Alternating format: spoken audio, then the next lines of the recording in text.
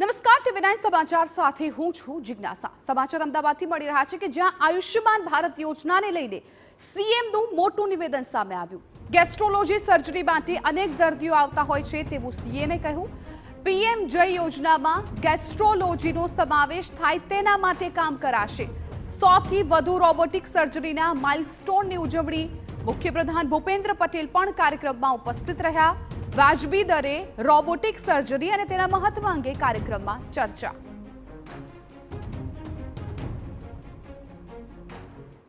જે રીતે આપણે મદદરૂપ થઈ શકીએ એ રૂપે મદદ કરીએ। અને આજે મને કીધું એમ કે રવિવારે મેં કીધું કે ભાઈ અમે બી થોડું જાણીશું તો અમે લોકો માટે સારું કરી શકીશું।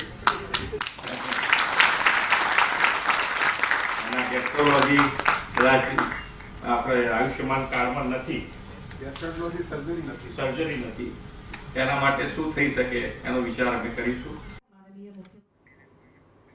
તો 100થી વધુ રોબોટિક સર્જરીના માઇલસ્ટોનની ઉજવણી અને આ દરમિયાન મુખ્યપ્રધાન ભૂપેન્દ્ર પટેલે કાર્યક્રમમાં હાજરી આપી અને તેમણે નિવેદન આપ્યું હતું, જ્યાં તેમણે ગેસ્ટ્રોલોજી સર્જરી માટે અનેક દર્દીઓ આવતા હોવાની વાત કરી છે અને સાથે જ પીએમજયમાં ગેસ્ટ્રોલોજીનો સમાવેશ કરવા કામ થશે તેવું પણ તેમણે આ કાર્યક્રમમાં કહ્યું હતું।